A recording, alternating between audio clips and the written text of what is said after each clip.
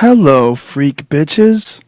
This is an interesting fight coming up for you to be fighting TJ after training with him for so long and all the bad blood that you guys had with TJ leaving the team and going to train with Dwayne. It's not so much about the team. There's a lot of confusion about what went down, and it's funny. Well, let's lay it out for people because TJ trained with you guys for a long time. Here's if I send you a text, I'll show you the 4-minute video of him explaining exactly what happened, which is you don't have to do that, but you tell me from your point of view. So TJ left the team, said, "Hey, look, first off, it was stemmed on Ultimate Fighter with Connor." What's that?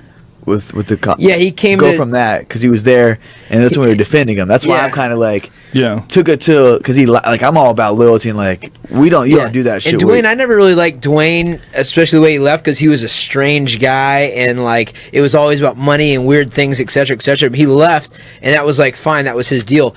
TJ was going to try to have him come back and train at our gym for his fight, and Dwayne refused to do it. And I had a talk with TJ, and he was crying and that Dwayne just wanted to focus on his own gym and this and that, and he's whatever, and so he's I'm going to spend some time there and spend some time here, etc. That's fine. So TJ, when he got there, got some exposure for Muscle Farm, and Muscle Farm was let me help people out here. Dwayne Ludwig's a former kickboxing champion who was an MMA fighter who fought in the UFC and then went on to be a coach for a year and 3 months. Hold on a second. No, he coaches now a lot, right, with his own gym. But for you guys, he was your striking coach for a little bit. For a year and 3 months. And he worked with a bunch of your fighters, and he had a very special relationship with TJ.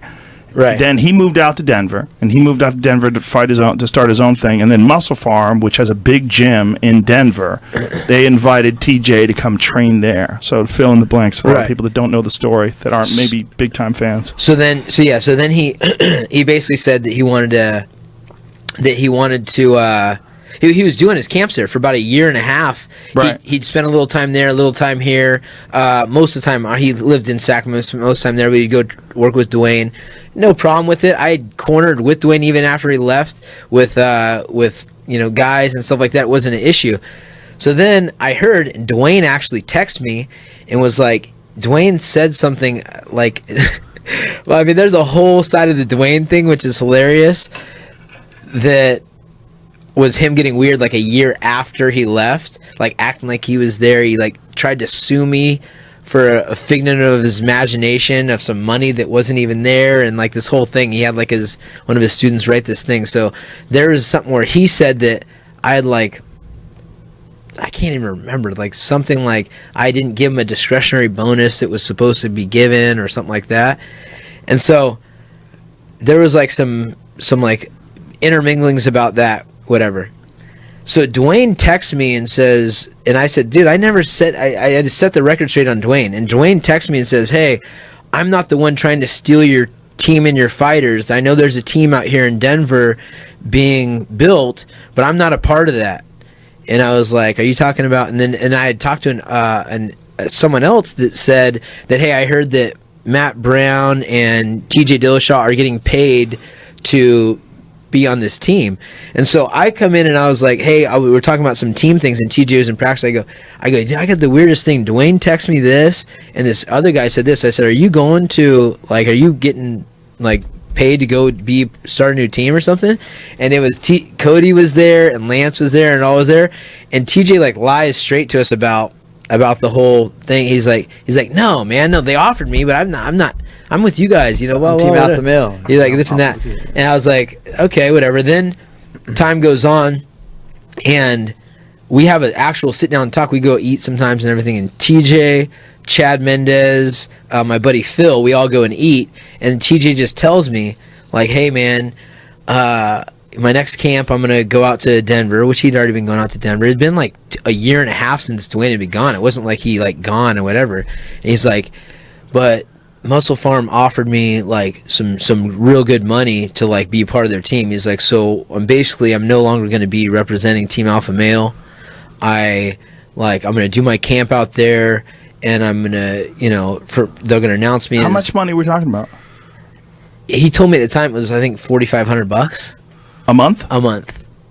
And they were going to rent him a house. And I go, and I was like, okay. And Chad was sitting right there. TJ was sitting there. I go, well, shoot, man, it was nice having you on the team. And he's like, why are you getting upset? I go, I'm not upset. I'm just saying, like you're off the team then? And he's like, well, yeah, but he's like, but I have a house here. I'm still going to come back and, like, come in and spar and when I'm in town in the off season or whatever. And I'm like, it just felt real weird to you guys. For real weird. And then I said, well, so he was no longer going to be on our team. He was going to be on a different team. But then he wanted to come in. At the time, I'm ranked number 3 in the world. Cody and him are going at it in practice. It's anybody's given day. You know, we can look at the footage if you guys have the footage. Yeah. But and then Holdsworth 7-0 and had just won the Ultimate Fighter.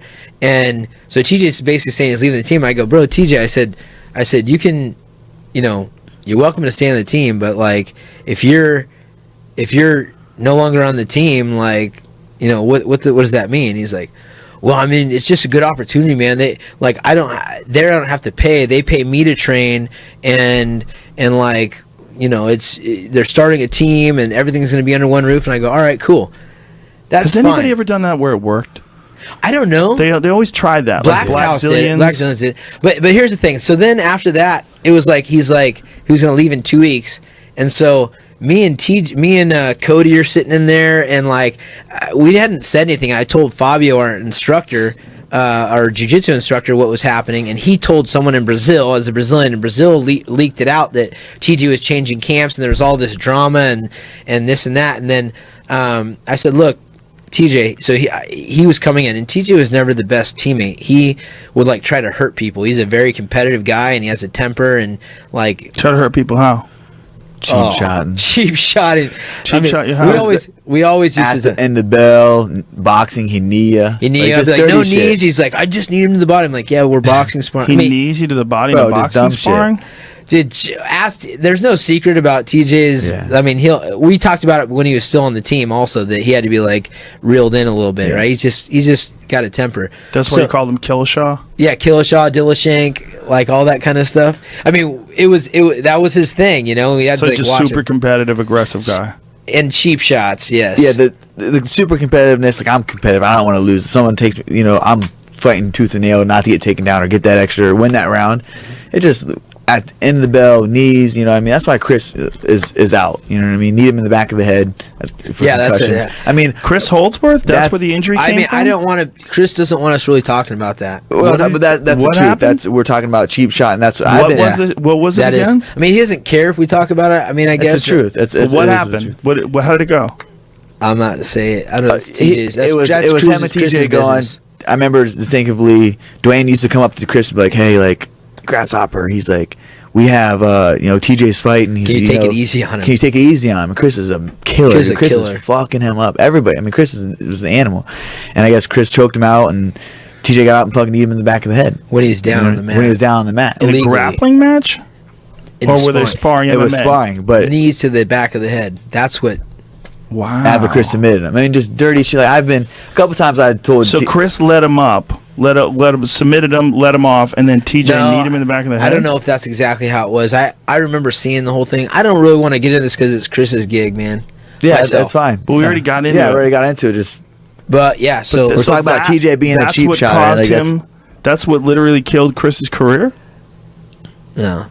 Majority of it, I mean, obviously concussions. Yeah, I'm real good friends with Chris, and they lived together. You know? They lived together. Yeah, he went through it, and that's why his last fight was. He had to fight with a concussion because he was scheduled to fight. It happened twice in practice like that. And we've all, it's one of the things that when I first came out there, I was never real close with TJ. I was out there, I was doing well with the guys, and a couple of the guys told me, like, man, TJ can't wait to spar you. This is when he was coming off his Rafael Sinsal loss. I was like, cool, like, fuck it, I can't wait to spar with him either. He's better, and it's going to be a good round, And I was pre-warned, like, hey, TJ does some cheap shit, just, keep it cool.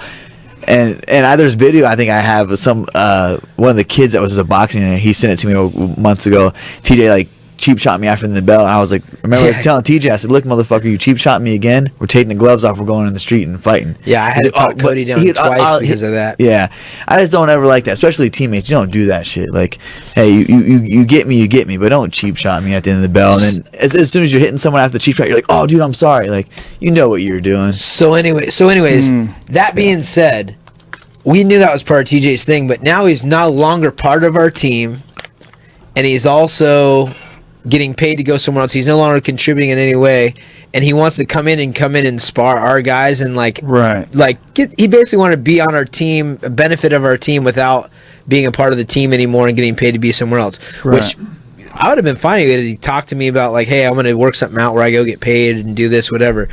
But then I'm like, okay, so that whole week he's in there, and he's sitting there watching me and Cody in practice, and I don't care. I mean, TJ is a competitive. He's always looking for edge. That whole week prior to telling us that he was leaving, he kept getting like, hey, getting some proprietary series and this series. There's a single leg guard series I used to get him with, and he's like having me and Martin Campbell show him all this stuff we were working on. Hey, can you show me this and show me that? Like the week before. And then so I go, TJ, look, man, this is getting awkward in practice. I said, look, I had him over at my house, and I said, look, we can build a friendship however we want to do it. I said, but this is getting awkward, and like you being in practice and you no longer being on the team and everything else. Like, let's finish out this last couple days, and then, you be on your team. We can be friends on the outside. We can work on that as a deal, whatever. And he's like he wanted to come in and train with our team still, as not part of the team. Right. And then I was like, but you're welcome to stay on our team, obviously, if you want, and continue to do your camps and whatnot. And he is just like out. So that at that point, it became him taking this opportunity, going to Denver, being with Dwayne, getting paid to do the Muscle Farm thing. And then the whole thing with Connor happened on the TV show before this. Before any of this happened, Conor McGregor started calling him a snake. A snake, because me and Conor had one conversation. We were sitting there, and he goes, man, congratulations on TJ defending his belt, because he was still on our team, his last title defense. Mm-hmm. And I go, thanks. He goes, but what's up with Dwayne saying that no one on your team wants to be champions? That's weird. I said, oh, he's just bitter because, he's trying to get everyone to go out to his camp, but, he's just being a hater, this and that.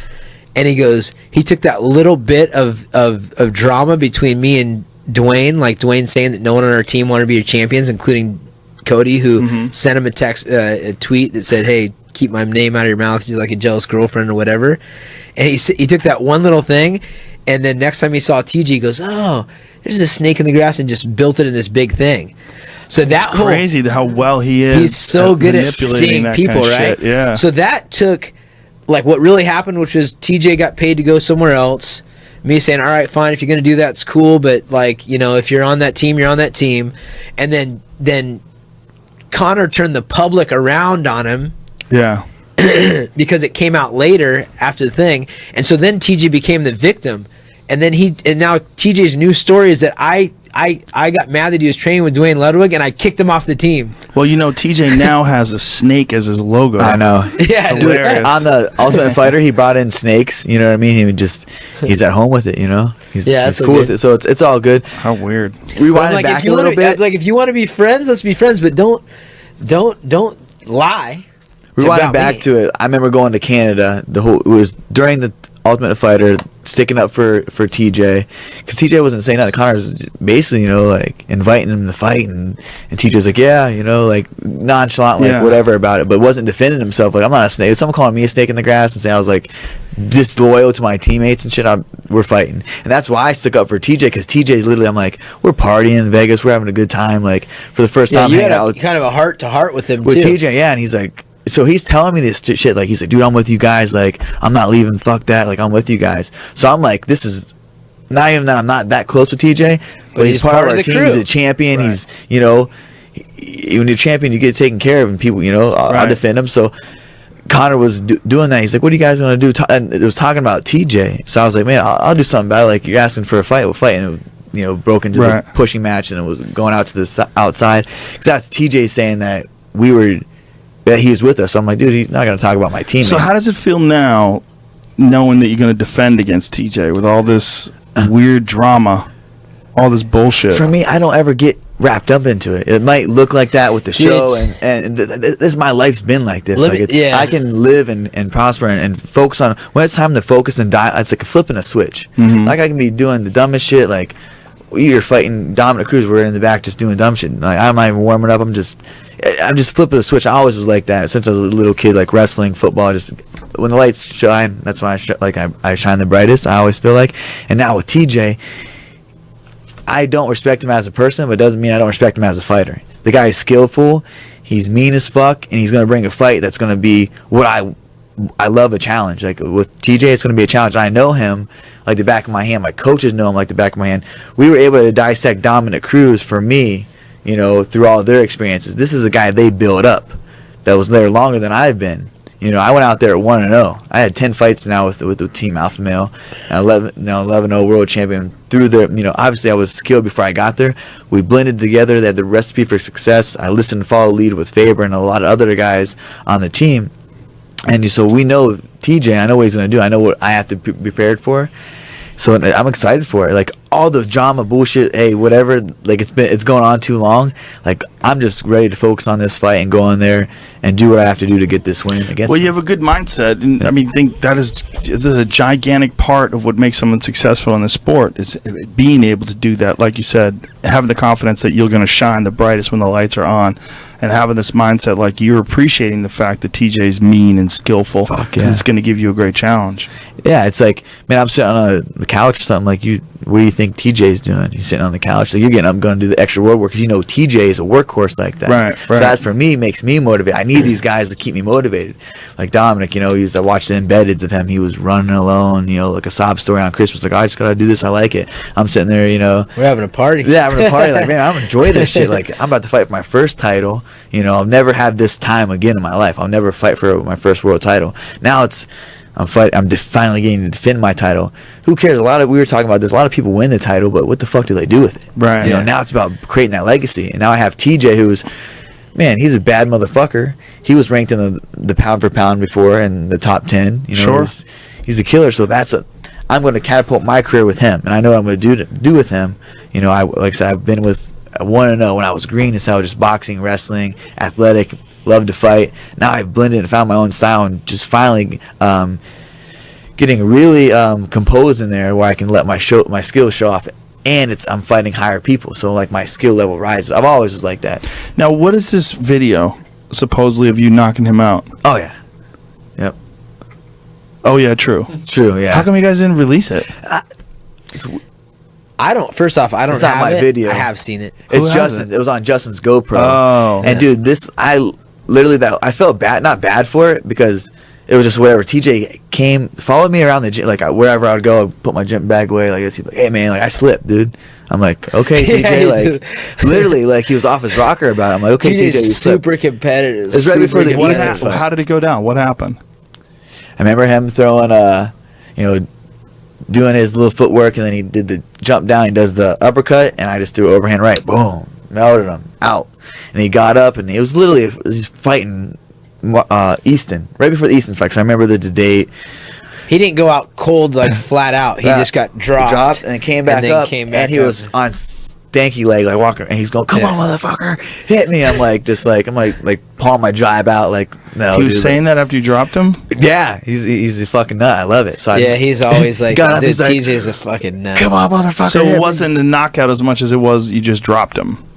Yeah, I dropped him to his. I mean, his legs forward out, and then he got back up and started saying, "Come on, motherfucker!" So he was conscious, right? And he knew that he was hit. staggering, bro. He looked like John Dodson had him on skates again. Honestly, that's what I was like. Oh, okay. And I was like, I'm not gonna hit him. You're fighting in 2 weeks. I wasn't like that.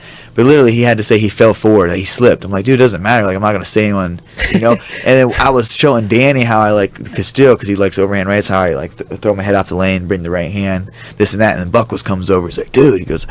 And it was Christmas Day or something sparring. Buckles was filming his own sparring. He's like, dude, I just watched you knock TJ out.